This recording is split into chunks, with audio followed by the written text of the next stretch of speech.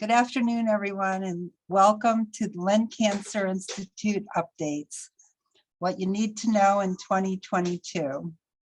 And Happy New Year to everyone. And this is a great way to start out our year with our presentations with Dr. Thomas Morrissey. He will be educating us today on gynecological oncology.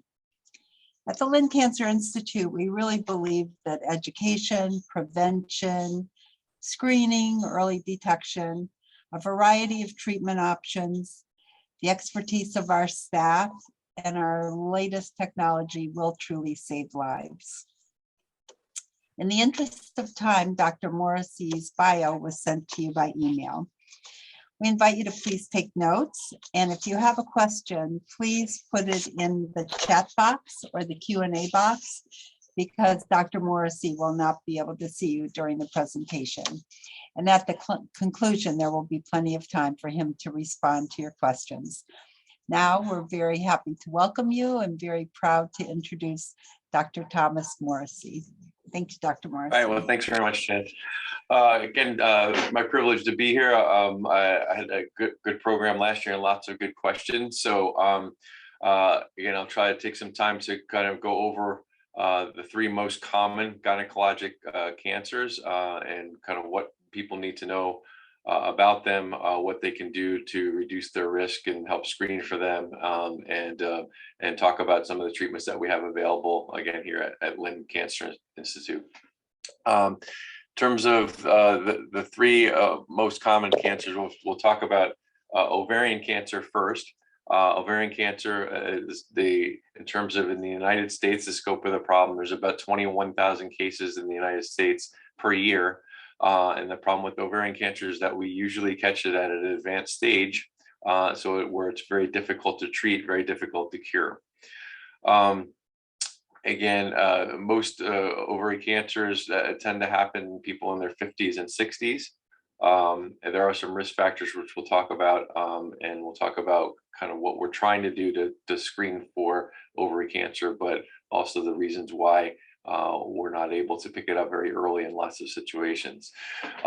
In terms of the risk factors for ovarian cancer, basically one of the main risk factors that we know of that can increase your chance of ovarian cancer is a family history. And so we know with lots of different diseases, lots of different cancers, family history is becoming more and more important as we're learning more about genetic problems that are passed along in families that could put people at higher risk for cancers. And if we are able to do some treatments to reduce the risk or to do some extra screening to kind of pick things up early, that we can improve the prognosis in patients that have mutations. For ovary cancer, kind of the most famous and the most important ones are the BRCA genes, which are also genes that put people at higher risk for breast cancer. And so that's what BRCA is for breast cancer, but we know they also increase the risk of ovarian cancer as well. The main ones are BRCA1 and BRCA2. The BRCA1 gene is more dangerous as far as increasing your cancer risk, again, of both breast cancer and both ovary cancer can increase the risk of ovary cancer up to 40%. In BRCA2 patients, the risk is a little bit lower, but still very high compared to the rest of the population. Those are people who we like to intervene and try to see if we can reduce risk of developing cancer in different ways. In terms of other genetic mutations, there's other mutations, one called Lynch syndrome, which is a familiar syndrome caused by genetic mutations, which increases the risk of colon cancer and uterine cancer, but also can increase the risk of ovarian cancer as well. And so that's another family history and genetic mutation that if people have that condition, they'll be followed a little bit more carefully, and sometimes preventive surgery will be recommended. In terms of early symptoms for ovary cancer, basically the early symptoms that we see are abdominal bloating, people feeling full early when they're eating, what we call early satiety, swelling in the abdomen, or pressure in the pelvic area. Again, those are pretty non-specific symptoms, but that's why ovarian cancer is one that's difficult to pick up, because those symptoms of feeling bloated are things that people have from time to time normally, but in people we find have ovarian cancer, if we say go back, they'll give a history of, hey, I started feeling bloated a few months ago, I started not feeling right, and it didn't get better, and I just kind of put it off. So those things, if it's something that's not something that gets better right away, it's something that should be raised to your physician for further evaluation, because sometimes that could help us pick things up at a slightly earlier stage. There really is not an effective screening test for ovarian cancer. And again, at the end, we'll have plenty of time for questions regarding ovarian cancer and every cancer, but lots of the questions that we get are regarding a test called the CA-125, which is an ovary cancer blood test. That test is designed really to follow patients who have cancer, have ovary cancer, often have an elevated CA-125. And as we treat their cancer, if that blood test goes down, then it generally tends to correlate with how well they're doing from a cancer standpoint. The problem with that CA-125 is that there's lots of false elevations of it. There's lots of false alarms with CA-125. So if you give the CA-125 blood test to patients who don't have cancer, it'll be wrong 30 times for every time that it's right. So it's not a test to be used like they use the PSA for males. It's not a screening test for everyone. If you're having a problem with the ovary, it's a test that sometimes is sent to kind of further evaluate, what the chance of a growth in the ovary has of being cancerous. But it's not really meant for everybody to get on a yearly basis, because there's so many false alarms. Pelvic exam, again, to be done in your gynecologic office every week, sometimes can feel a mass in the ovary, but again, this sometimes can pick things up at a little earlier stage, but often people can have a completely normal exam and then a few months later start having the bloating and swelling and develop cancer. So ovary cancers, I think, develop fairly rapidly, and they're different from other cancers in that way, as opposed to breast cancer or colon cancer, where if you're keeping up with your screening, we're very likely to catch the cancer early. But for ovary cancer, you can be followed very carefully, and it can just develop more rapidly over a few months. That's why we don't have a real effective screening test. We don't have a good blood test for it. Doing ultrasounds, even at people who are at a high risk for gene problem, due to a gene problem, have been followed with ultrasounds every 3 to 6 months for a while. You can have a completely normal ultrasound and then 3 months later have a cancer that is spread through the abdomen. So, we've tried lots and lots of things to try to pick these cancers up early, but ovary cancer, again, due to kind of being in the abdomen, due to the symptoms being quite vague initially, and also due to things probably developing a little bit quicker and spreading a little bit quicker because the ovaries are in the abdomen, kind of makes it more difficult for us to pick those cancers up early.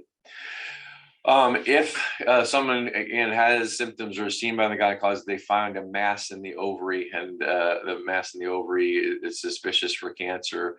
Again, the patient usually is referred to a gynecologic oncologist, a specialist like me who's a gynecologist, who's a surgeon, who can take that mass out and also do the appropriate surgery for cancer if cancer is found.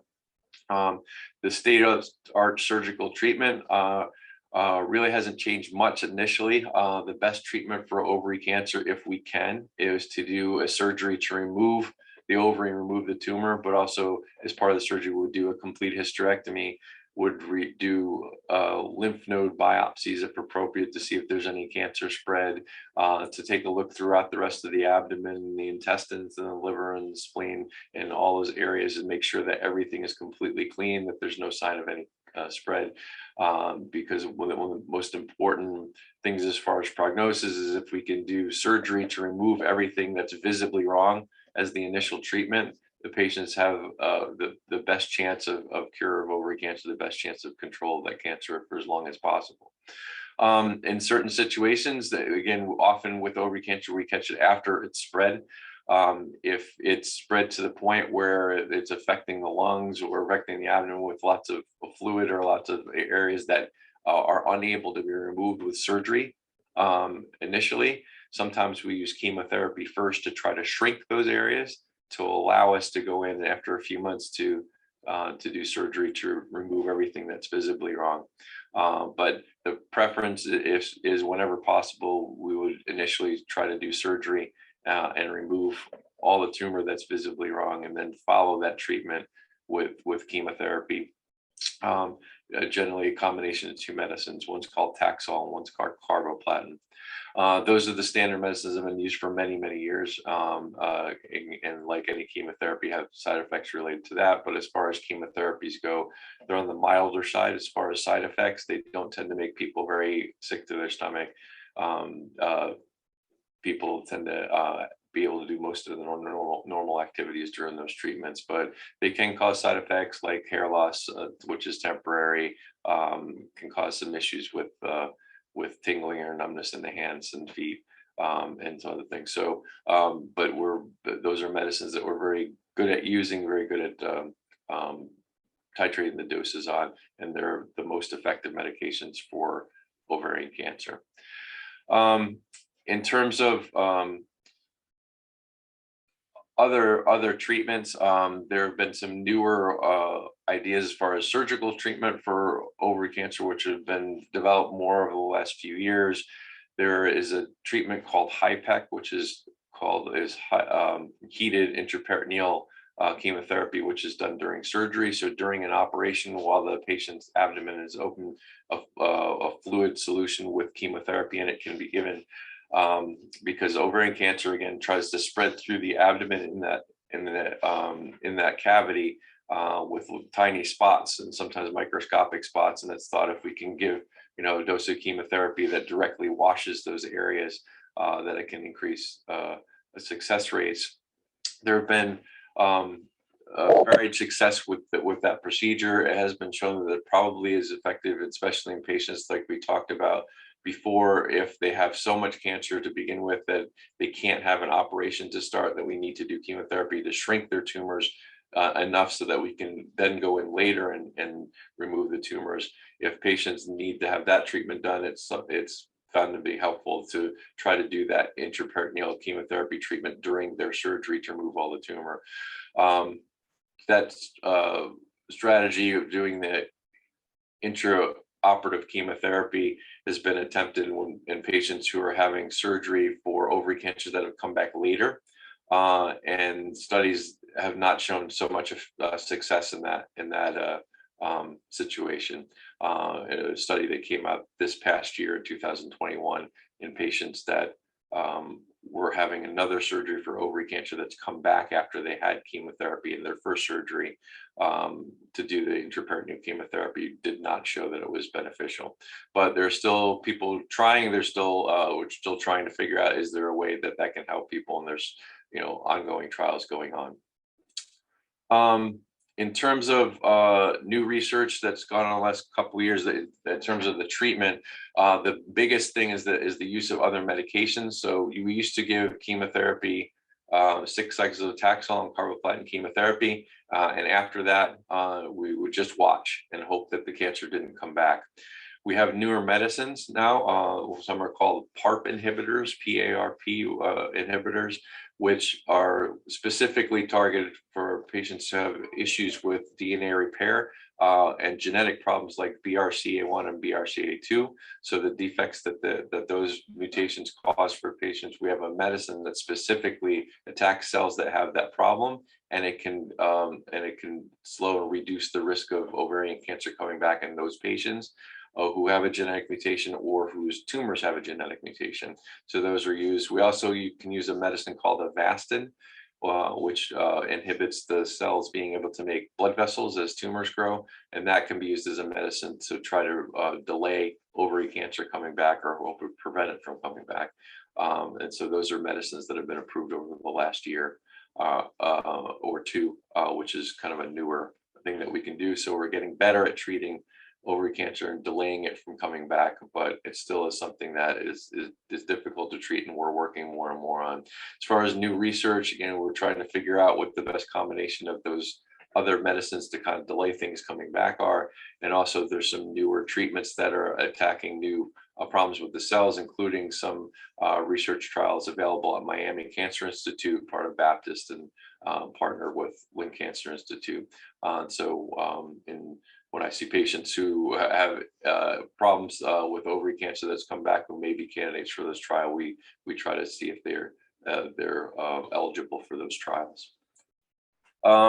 In terms of our other cancers that we treat, endometrial cancer is the most common cancer that we treat. There's about 65,000 cases of this in the United States per year. But luckily, unlike ovary cancer, it's something that we almost always catch early. And because of that, the prognosis is excellent in most situations.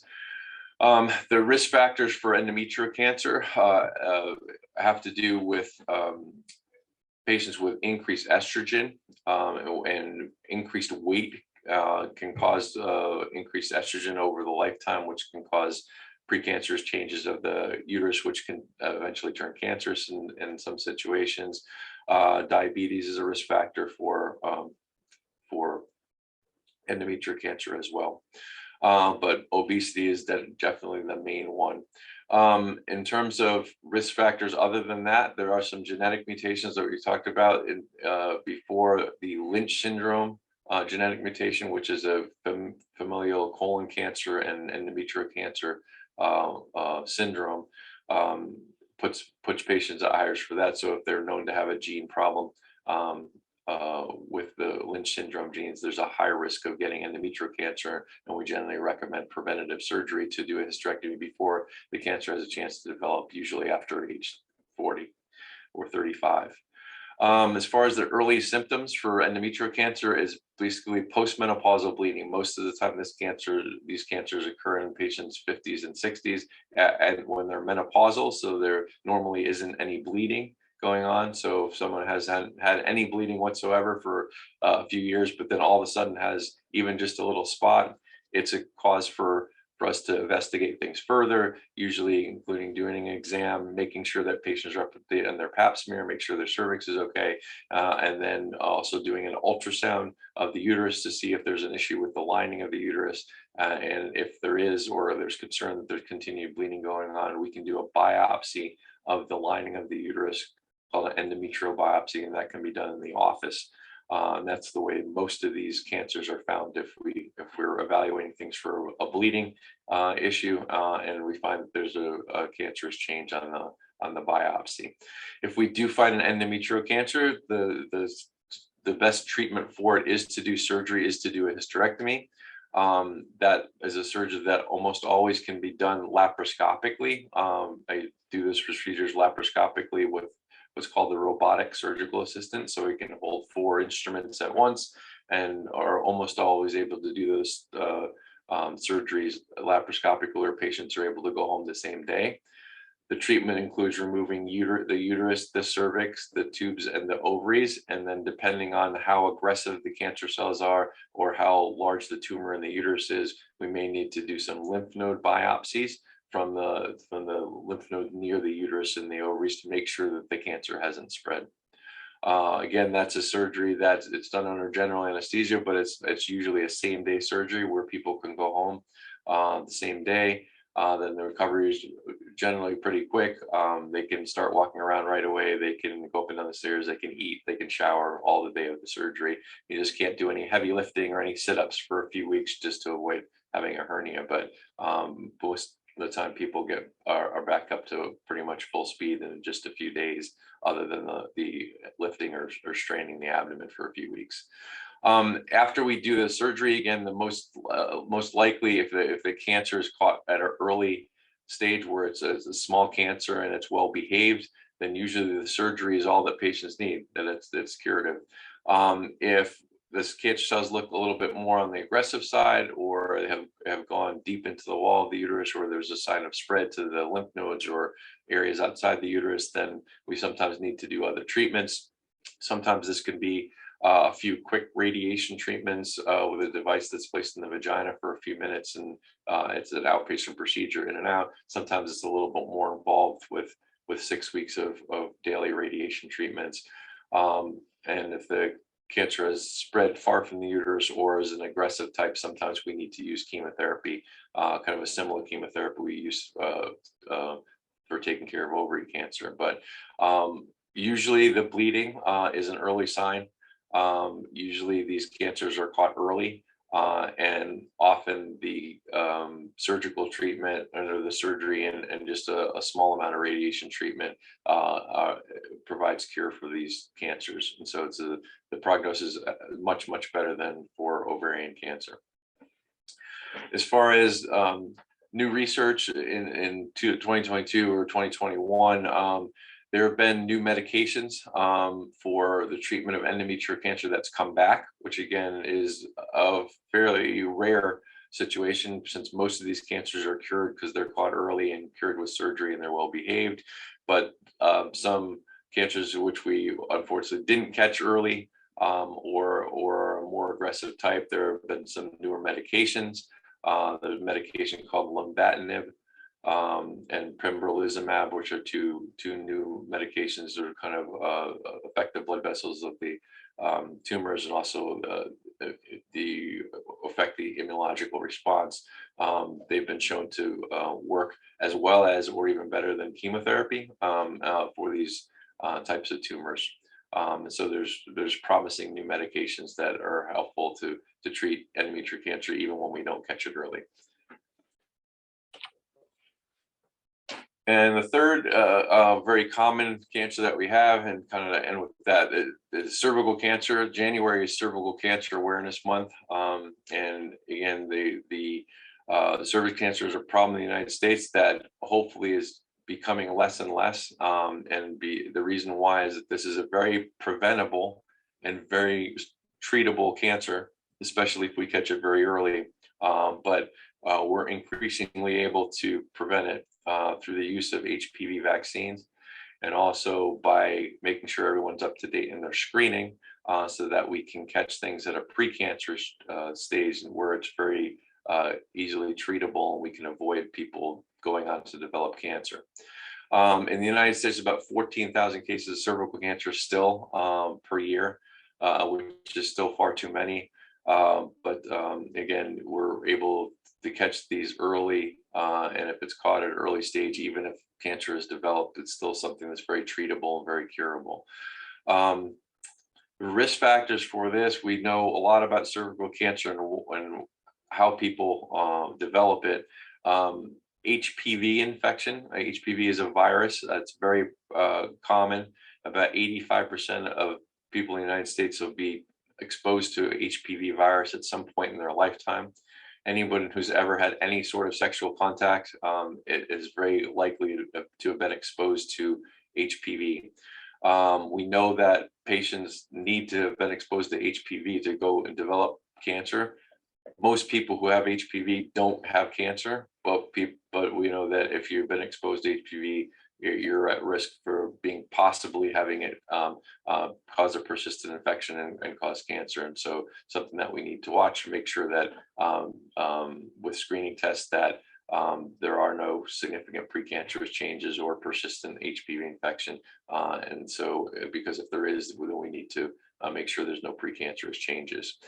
The HPV vaccine, which has been around since 2006 and is recommended for all 11 and 12-year-olds in the United States and really worldwide, has been extremely successful in reducing precancerous changes, and with that is going to reduce the risk of cancer going forward.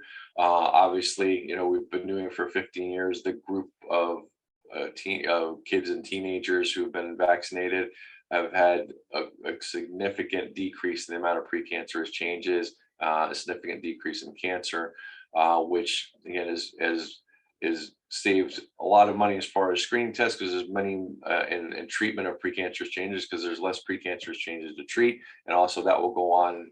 Those patients will go on to develop less cancers than the generations that have come before.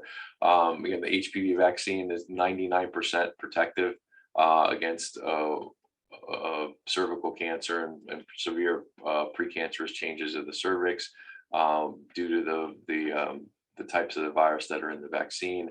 Again, it's just there are no long-term side effects. There are no significant side effects of the vaccine, and it's been recommended in the United States for all 11 and 12-year-olds by the American Academy of Pediatrics, the CDC, the Community Immunization Practices.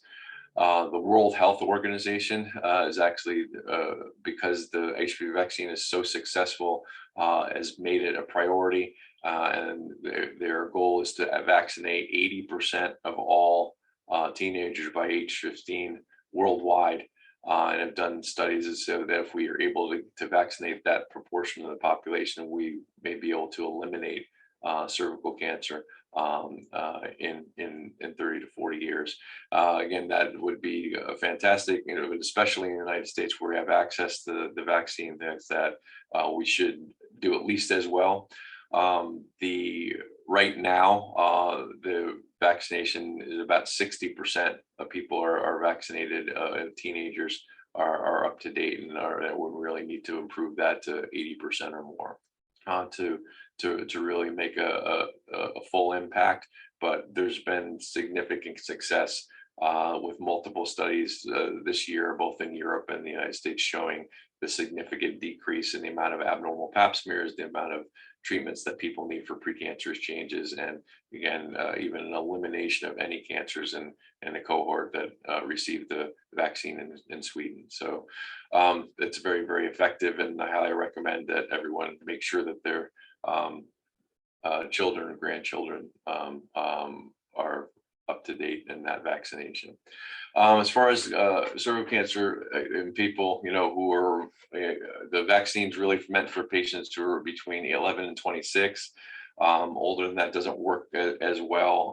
It can be given up to age 45, but there's that's a discussion to be held between the patient and the doctor about how much at risk for HPV infection in that age group they are. It doesn't tend to work well in patients older than that. So it's really, again, it's for younger patients. So there's a lot of people who are older than that now. So we still need to do screening for everyone. This screening test, we used to do the pap smears every year. And so it's still recommended that patients see their gynecologist every year for an exam and to feel the ovaries, to talk about and make sure if they're up to date in the breast exams, colon cancer screening, other things like that. But the actual pap smear test really needs to be done only once every 5 years in patients who haven't had a problem before. So it is recommended that you get a test with the pap smear and also an HPV test as part of that pap smear screen. And if both the cells on the pap smear are normal and the HPV test is negative for any of the high risk types of HPV that we worry about, then really no other screening is needed for another 5 years. We recommend screening between age 30 and age 65 for that type of once every 5 year test. If one of those tests is abnormal, then it leads to further testing. It may be something that you need more frequent pap smears. It may be something that requires taking a look at the cervix and making sure there's no precancerous changes there. But in patients who their tests are normal, at this point, once every 5 years, they should have the pap smear and HPV test done together. That also may be changing in the future. The HPV test by itself is a little bit more accurate than looking at the cells under the microscope, which we've done for many, many years. And so things may progress to the point where they recommend just doing the HPV test. And that may be coming in the future. But again, it will be a test done every 5 years. And if your test is negative, then you just need to check again in 5 years. If the test is positive, then it needs further evaluation just to make sure that you don't have any precancerous changes. As far as patients who develop cancer, even despite the screening and despite the vaccine. Again, if we catch the cancer early when it's less than 4 centimeters or less than, a little about 1.5 inches across, is something that we can cure with surgery. Something called a radical hysterectomy, where we remove the uterus and some of the tissue that's around it, and often are able to cure cancers that way. Sometimes if it's larger than that, or if it's a little bit more aggressive than that, sometimes we need to treat and cure these types of cancers with radiation treatment and chemotherapy. Again, hopefully, if we caught the cancer very early, it's still something that's very curable with radiation and chemotherapy treatment. If cervical cancer has spread to different areas, again, we have chemotherapy that can be used for that, but also over the past year, there have been some exciting new medications for cervical cancer. One medicine called pembrolizumab or Keytruda, which is on TV and used to treat lung cancer and other cancers, has also been shown to be effective in the treatment of cervical cancer that spread. It can be used with or without other chemotherapy. And there's also other newer types of medications. Another medication called tisotumab vedotin, which is a new type of medication that can find cancer cells, bind to it, and then it holds basically a poison on it, and it kind of unlocks the cell and pushes the poison in to kind of more specifically kill cancer cells.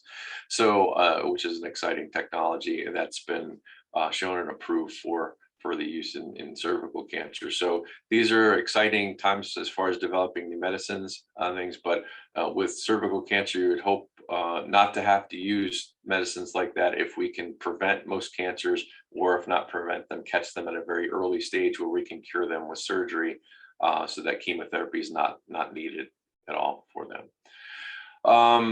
In terms of things, it's been about 30 minutes. Last year, there was lots and lots of questions, so I tried to keep each disease to about 10 minutes. So if I'm unable to see the questions, so I don't know if Jan. Okay. Joe. There's one question. Do you know if the HPV vaccine is made available to families who are uninsured or cannot afford the vaccine? Yes. So in terms of things, it is something that's covered. So depending on their situation, it would be involved in community health centers. It's covered as far as Medicaid, Medicare, but also if patients need help. The Promise Fund of Florida, promisefundoflorida.org, is a organization which helps with patients who need to get cervix cancer screening, and also could direct them in the right way to help find where they can get vaccination for HPV, because it's extremely important and really, is recommended for all 11 and 12-year-olds, boys and girls, to significantly reduce their risk of cancer.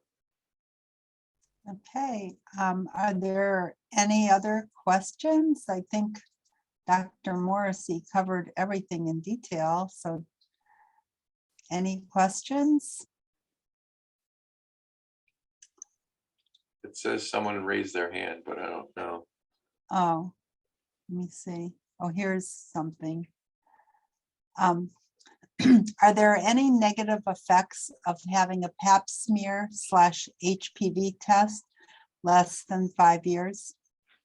So no, I mean, all the recommendations are based on very, very careful evaluation of the data we have available, how good the tests are that we have, and basically the once every 5-year test. If your pap smear is normal and the HPV test is negative for the high risk types, the chance of anyone getting a cancer over the next 5 years is basically 0. And so that's the reason between that. So they have data to show that. In terms of as we go forward and the majority of the population is vaccinated, cervical cancer might be even less common, and it may be even possible to do less testing. Again, in Europe and Africa, where there's less access to testing, they're basically talking about if they can do two HPV tests, kind of one at age 30 and one kind of age 50 or 40 to 50. And if both tests are negative, the chance of cancer is extremely low. So all the recommendations, again, they're changing a little bit, but kind of the three options right now in the United States are basically you can do the HPV test alone, as long as it's using a very sensitive HPV test. You can do the pap smear and the HPV test together. Again, every 5 years, the HPV test, that's the sensitive alone, without even the pap smear, every 5 years. Or if you're in a place that doesn't have access to the HPV testing, you can do a pap smear every 3 years. Now, if your pap smear is abnormal, or you have a history of having an abnormal pap smear, then it's not screening. You're not the same as the rest of the population who've had negative pap smears. You may be at higher risk, and the recommendations may change that you may be someone who needs a pap smear every 3 years. You may be somebody who needs a pap smear or HPV test every 1 year. So it changes once your test is abnormal, then you're treated a little bit different because there is something that we need to watch.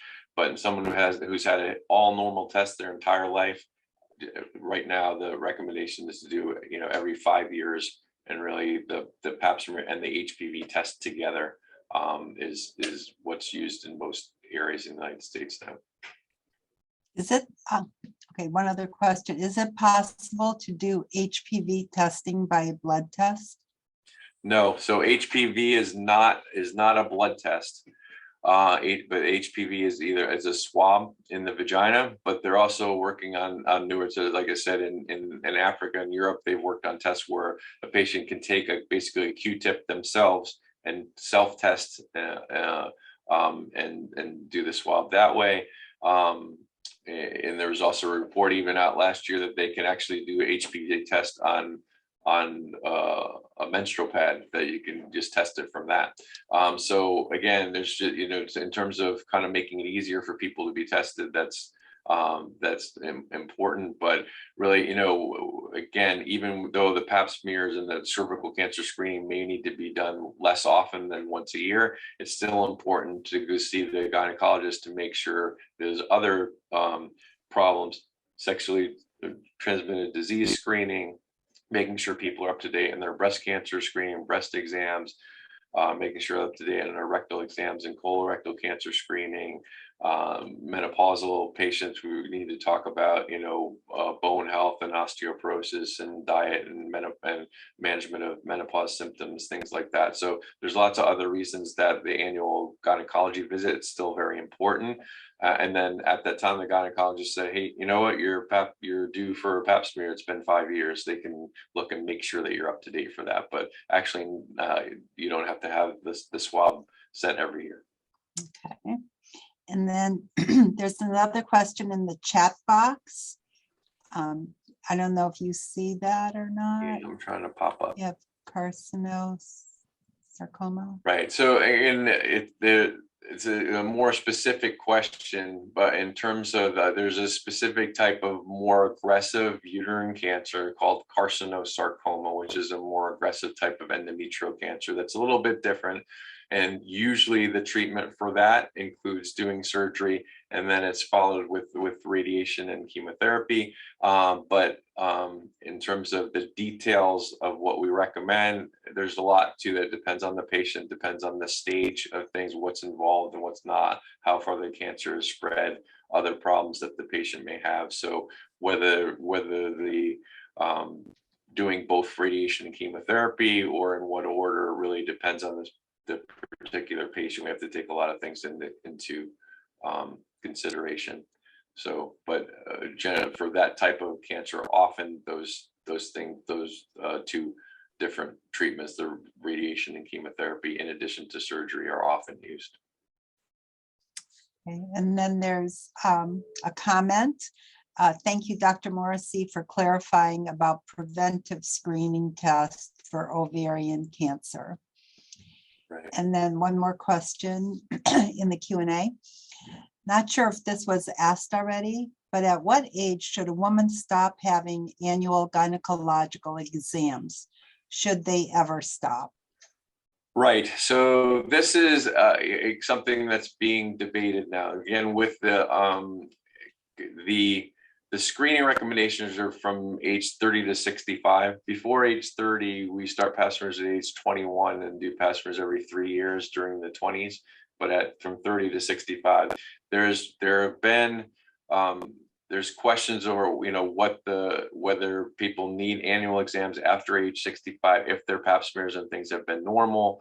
Um, uh, or should they just have exams when they're having a problem? So if they said, "Oh, I'm having bleeding or having an issue," then just see the gynecologist. Then, obviously, the gynecologist with things that we've talked about in terms of just addressing, for each patient, are they up to date and are there screenings? Are there other symptoms that they're having?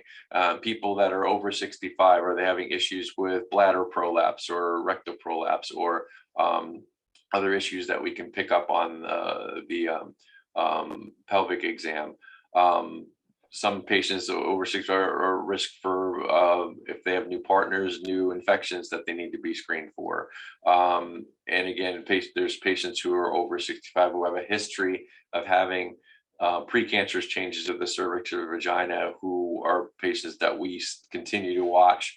If you've had a precancerous change that's needed to be treated, or at least now the recommendation is to continue doing screen tests for at least 25 years after that. So there's a proportion of patients who've had problems with pap smears, and so they don't qualify to kind of stop screening at 65. So again, in some people, there may not be a lot of benefit to have an annual exams after 65 if their pap smears have been always normal, they're not having any issues. But there's there's still things that can come during the visit. Again, their gynecologist can make sure that there aren't any issues that are being missed as far as their bone health or again, urinary incontinence, problems like that. Make sure they're up to date with their rectal exams and colorectal screening. All of those things can be discussed at the annual gynecologic visit. So at least right now, the OBGYN society said, the annual visit is still important. Okay. Any other questions? Let me just look again to see if there's anything in the chat box. I don't see any other questions. So thank you, Dr. Morrissey. I think that you really covered everything so perfectly that I know I took a lot of notes. So there's always so much to learn, and we really appreciate you sharing everything with us. And everyone on this presentation, I want you to know that all of our lectures are recorded. So if you want to go back and refer to anything or pass this presentation on to any family, friends, or coworkers, Lee will send you the link to that when she sends out the evaluations. And we really appreciate when you complete the evaluation. It helps us, it helps our speaker, it allows us to add your name to our mailing list for future programs. And we've actually gotten a few suggestions on our evaluations. So if you have any suggestions for the future, we appreciate that too. And now our next lecture in January will be Marie Miranda, our oncology dietitian, and she's going to educate us on gut health. That will be at 11:30 on January 26th. So we'll see you then. Thank you, Dr. Morrissey. And Thanks for having everyone me. have a great afternoon and weekend. Happy New Year. Bye. Thanks.